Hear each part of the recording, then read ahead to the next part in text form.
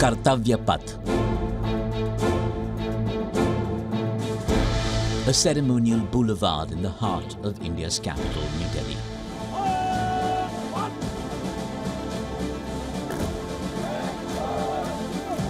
It is also the revamped venue of the 74th Indian Republic Day celebrations.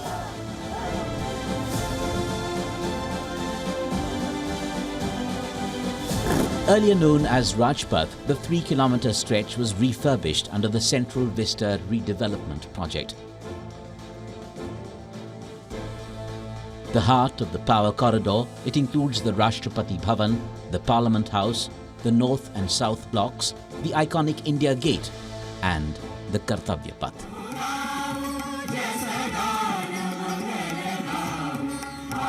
गुलामी का प्रतीक Kingsway यानी राजपथ आज से इतिहास की बात हो गया है, हमेशा के लिए मिट गया है।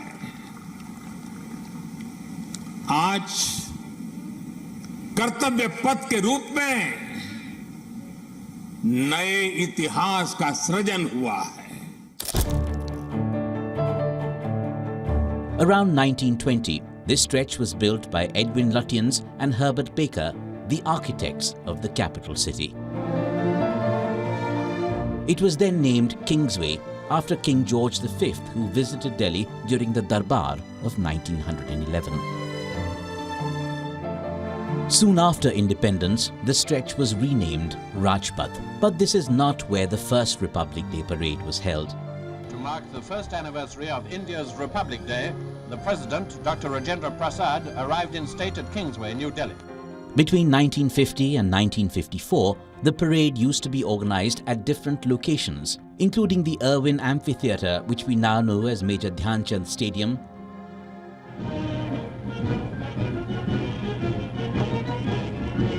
the Red Fort and the Ramleela grounds.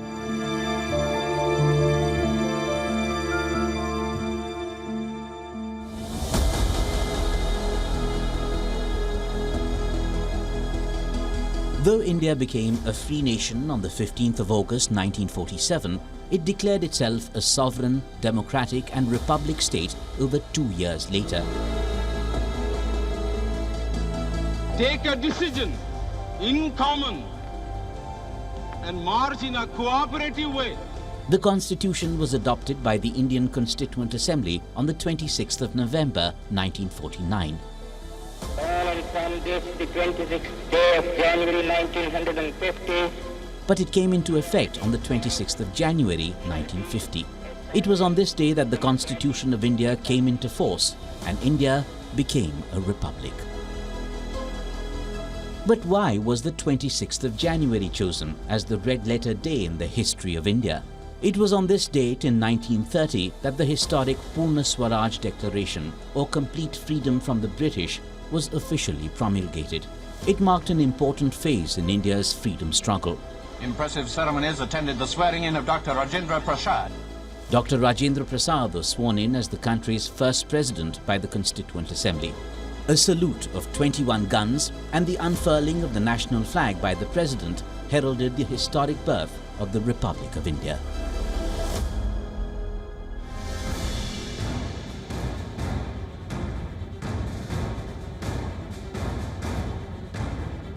However, the first parade at Rajpath was held in 1955. The chief guest at the ceremony was Malik Ghulam Muhammad, the then Governor-General of Pakistan.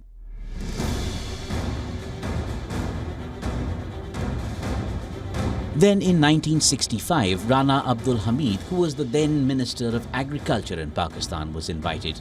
A dignitary from Pakistan has been given this honour only on these 2 occasions.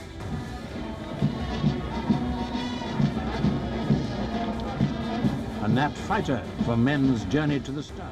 Every year, India hosts a different head of state or dignitary as the state guest of honour for the grand event. Over the decades, the annual ceremonious parade has become a vital symbol of national identity. is also a platform for India to showcase its cultural diversity.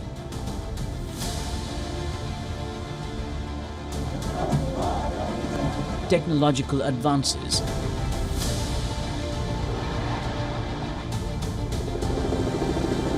and its military might.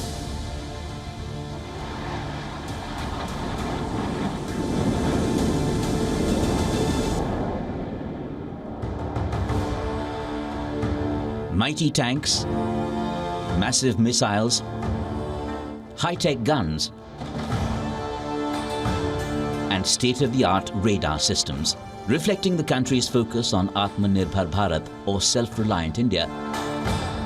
The 74th Republic Day Parade featured Made in India weapons. But what have been some of the most powerful equipments to have been displayed in the glorious parades of the past? Let's take a walk down memory lane.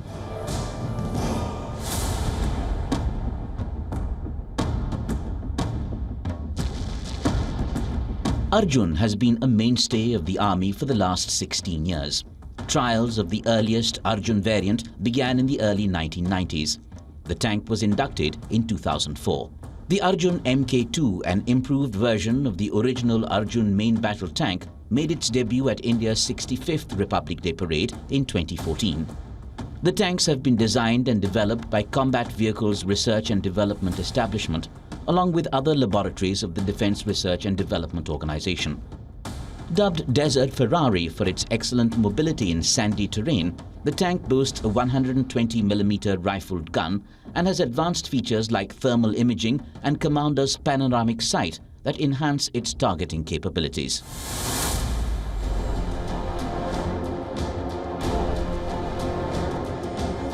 In 2020, the Indian Army's T-90 Bhishma battle tanks made a powerful appearance during the 71st Republic Day Parade.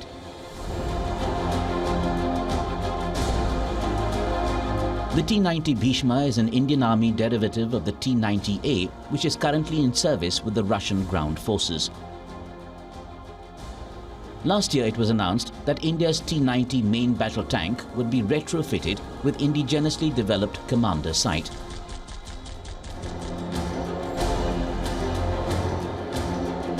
The new commander feature employs a thermal imager capable of detecting targets at a distance of up to 8 kilometers, even at night. It also has a laser rangefinder LRF to identify targets accurately up to a distance of 5 kilometers.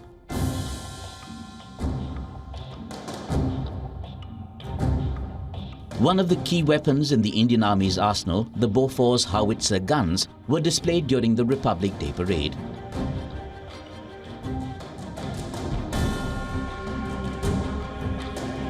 These were inducted into the Regiment of Artillery in the 1980s and played a critical role in India's victory in the Kargil conflict.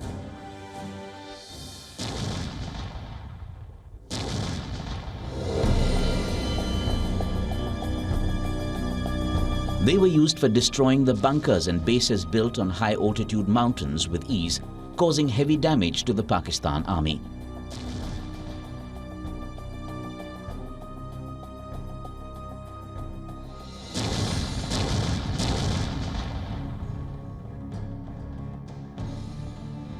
About 3 decades later, India showcased its Dhanush gun system at the 71st Republic Day Parade in 2020.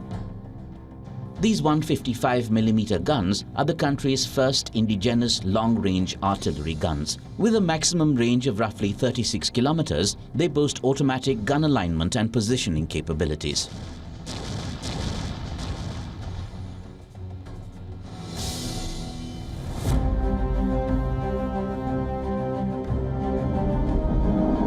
The Agni 5 is a nuclear-capable intercontinental ballistic missile. It was showcased at the 2013 Republic Day Parade. The name Agni originates from a Sanskrit word which means fire. Developed by the Defence Research and Development Organization of India, this missile is strategically important for India. It has an astonishing range of 5,000 kilometers, putting almost all of China within its target range, and can be launched within minutes. To date, India is armed with 4 types of missiles of the Agni series.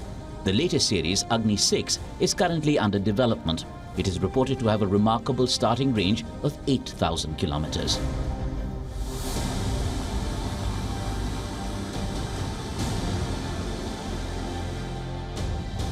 Touch the sky with glory.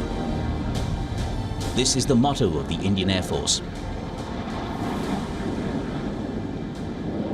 And each year on India's Republic Day celebrations, they present perhaps the most exciting display of the country's military might. The grand finale of the parade witnesses a thrilling flypast with aircraft and helicopters of the Indian Air Force displaying a number of formations. Let's take a look at some of the most stunning flying machines that form the backbone of India's air defense.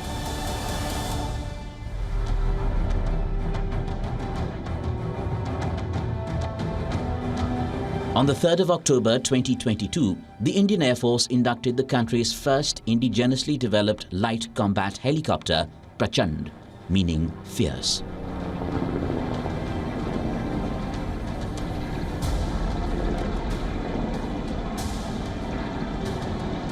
This year it made its debut to a cheering crowd at India's 74th Republic Day parade. The multi-role helicopter is capable of firing a range of missiles and other weapons.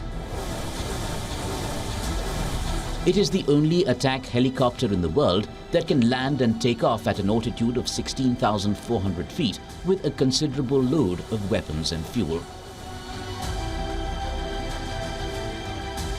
Designed and developed by Hindustan Aeronautics Limited, the IAF's Prachand has further bolstered the Atmanirbhar Bharat or the Self-reliant India initiative.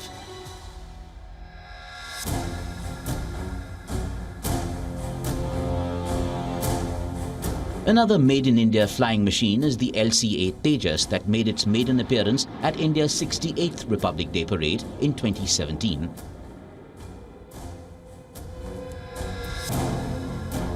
Manufactured by Hindustan Aeronautics Limited, Tejas took to the skies in September 2019. It is a single-seat, single-engine, lightweight, high-agility supersonic fighter aircraft. It is capable of operating in high-threat air environments.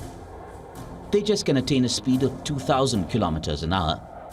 Its combat radius is 500 kilometers, which means it can travel half 1,000 kilometers to accomplish its objective and return to the airfield.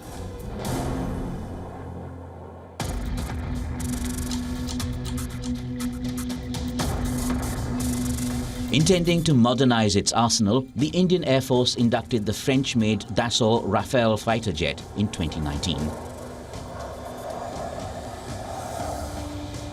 These formidable fighter jets soon made their debut at India's 72nd Republic Day in 2021. India inked a deal with France for 36 Rafale multi-role fighter planes in flyaway condition in September 2016. Fitted with avionics, radars and weapon systems, the Rafale is a 4.5 generation fighter jet. It is considered to be superior to the F-16s that Pakistan uses and even China's JF-20, a 5th generation stealth aircraft. It is a key part of India's prestigious fighter fleet, comprising the likes of Sukhoi Su-30 MKI, Mirage and Tejas LCA.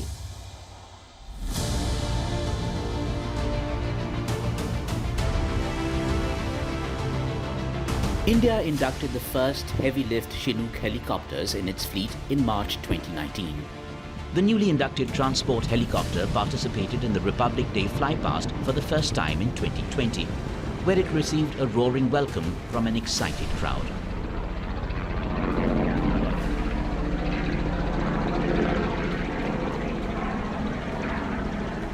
At present, India has a fleet of 15 Chinooks that are equipped to carry an astonishing payload of up to 23,000 kilos. These helicopters can transport virtually everything, from more delicate artillery guns and light armored vehicles to more sophisticated and bulkier machinery, especially in high-altitude areas. The helicopter has emerged as one of the major military tools for airlift operations in challenging locations, including the Siachen Glacier area in the Ladakh sector.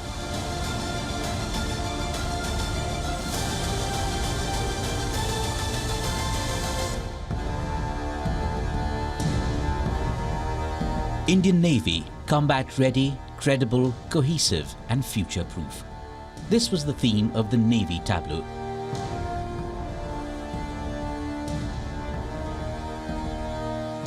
It featured key indigenously designed and built weapons and also reflected the growing stature of women, or Nari Shakti, in the armed forces.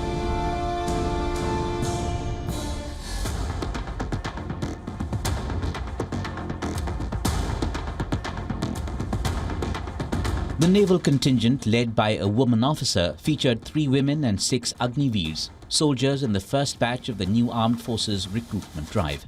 The forward part of the tableau showcased an all-women aircrew, a nod to a crew surveillance sortie undertaken last year. In August, 5 women officers of the Indian Navy carried out the first independent maritime reconnaissance and surveillance mission in the northern Arabian Sea on board a Dornier aircraft.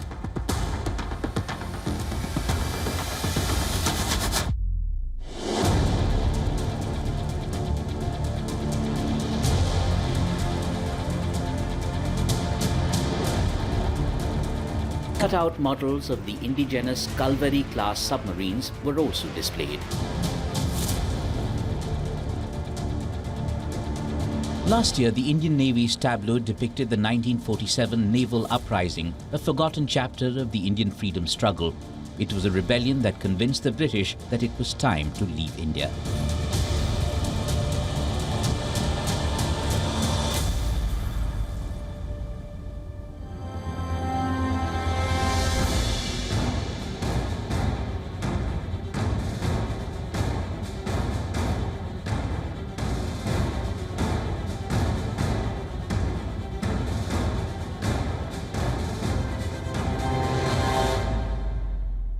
Indian naval ship Vikrant, India's first indigenously designed and built aircraft carrier. The ship, named after its decommissioned sibling, was launched in 2021, a seminal event in India's maritime journey.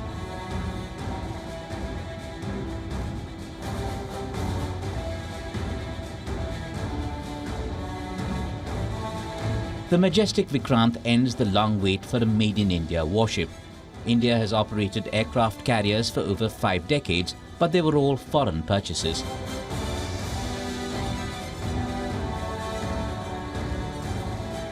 In fact, Vikrant R-11 played a key role in enforcing the naval blockade of East Pakistan during the Indo-Pakistan War of 1971.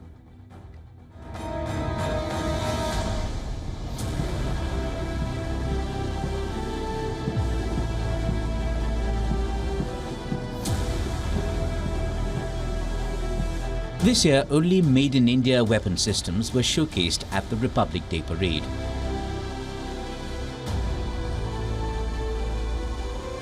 In a departure from tradition, the indigenous 105mm Indian field guns offered the 21-gun salute to President Draupadi Murmu.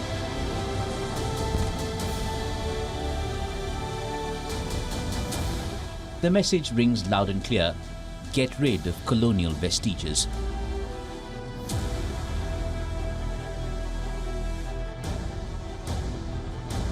A quintessential patriotic fervour once again permeated the massive gathering on Kartavya Path, marking a new era of self-reliant India.